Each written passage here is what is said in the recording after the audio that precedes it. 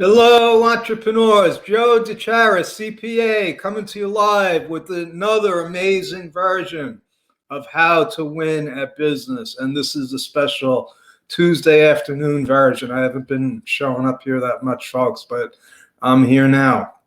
And today we're going to talk about, what are we talking about? Oh, receipts that you have to keep. You know, nobody wants to talk about record keeping, but the truth is that it can be a real black hole for people. And that's why if you're watching live, I'd like you to give me a hashtag live. If you're watching the replay, give me a hashtag replay. I always invite people to book a free chat with me. I love talking about business. If it's about taxes, if it's about, I've had people connect with me to ask me about how I do these Facebook Lives.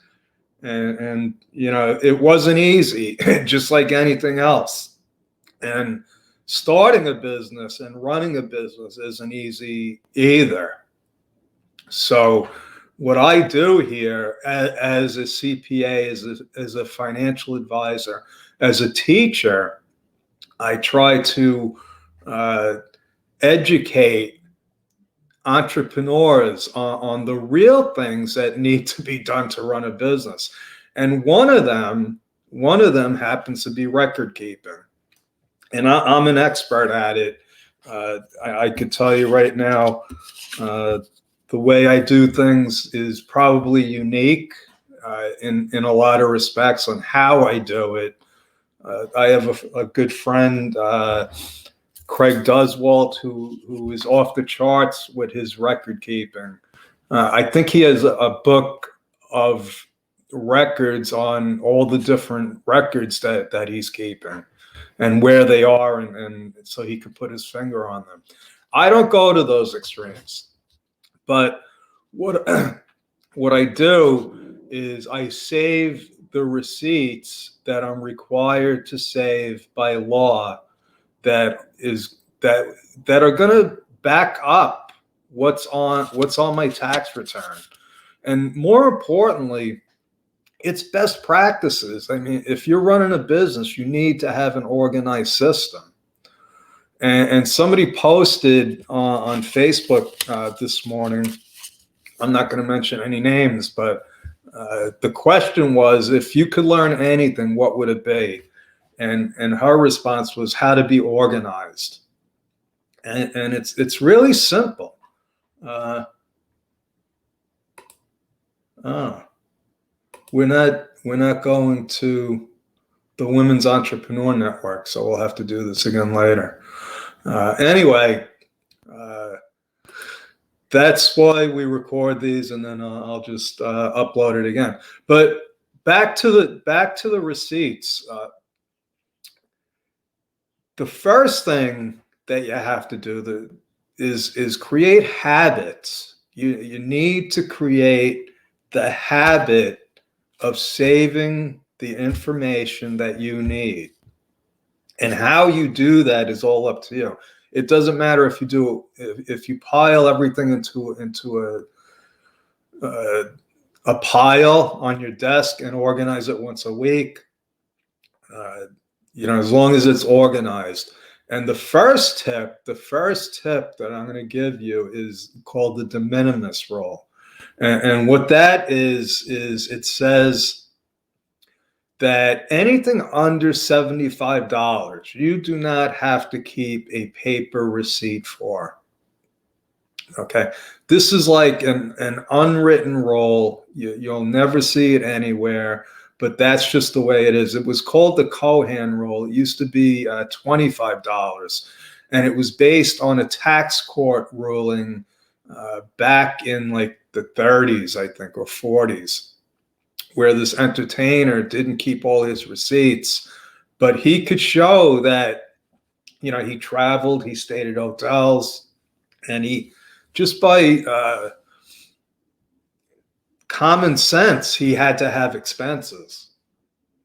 So that's the first rule, unless it's for meals and entertainment. Now, meals and entertainment, believe it or not, they want all the information. Who did you talk to? What did you talk about? If you look at the if you have an American Express card, when you sign it, if you still do that, it might be all electronic now, but on the back of the receipt, they have all the information that you're supposed to keep.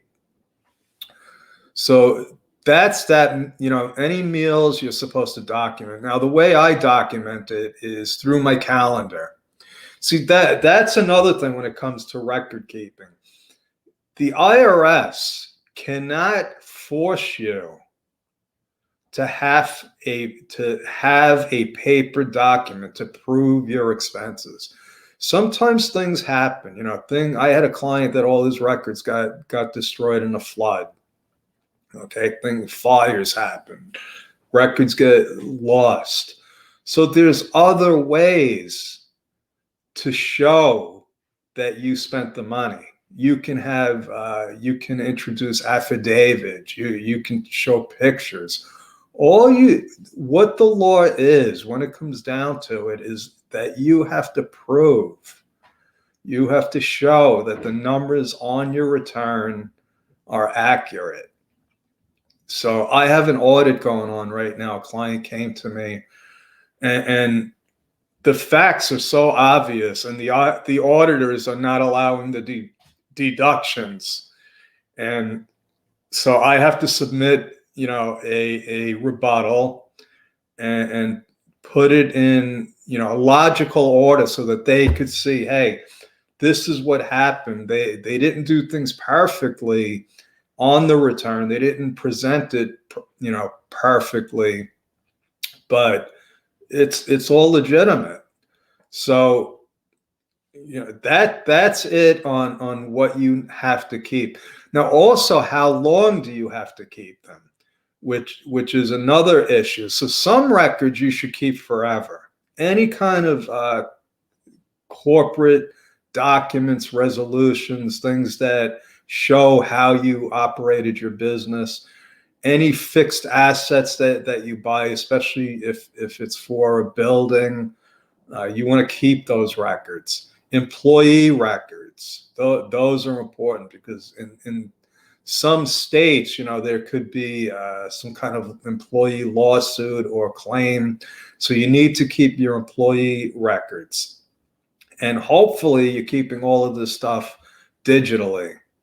And there's easy ways to do that too. And that comes with setting up procedures and habits. And that's my story. I'm sticking with it.